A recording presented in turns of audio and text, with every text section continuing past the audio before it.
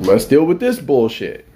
At what point were people richer to the extent that their spouses didn't have to work?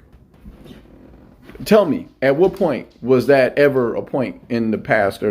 People have more access to money, convenience, than they ever have in the history of the world, especially in this country. The problem is that you're not willing to live in a 2-bedroom apartment. The problem is you guys aren't willing to live in an 800 square foot home, a 700 square foot home, a 600 square foot home. You're not willing to do that. And I'm not saying that you should, but I'm saying that the reason that you guys need to go to work is because your lifestyle taste, right, is not one where you're willing to exist in the same type of space that women did before. And do you think those women weren't working nonstop? I had a stay-at-home wife for a decade. Okay? All the laundry, all the house chores, the cooking, the cleaning, all of that stuff, all of it. That's a full-time job.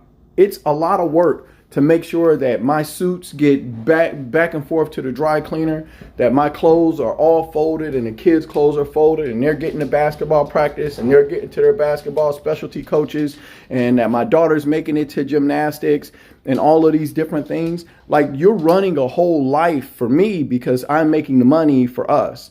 So that means that you're making my favorite pound cake to make sure that I don't have stress when I go to do a presentation on Wednesday, to 30 different guys, right? You're making sure that my lunches are made. Like, you're working nonstop. This concept or idea that somebody is supposed to retire women, and that just because you're a woman and you're the prize because you're a woman and you're cute or you got a nice ass on you, that somebody's supposed to sit you down for the rest of your life, is a social media mental sickness that you guys have now developed that make you unmarriageable, because your expectations of what marriage is supposed to bring in your life is so out of whack and ridiculous that the vast majority of you can't find a man at all that's willing to entertain it. We hear this shit and we put most of these women in the sex only box. And so the concept that there was a point in the past, which is the underlying premise of your point, where women were just retired, right? Where the majority of women were all stay-at-home wives, and that included sitting up on your ass getting your nails done, was bullshit. That's all bullshit.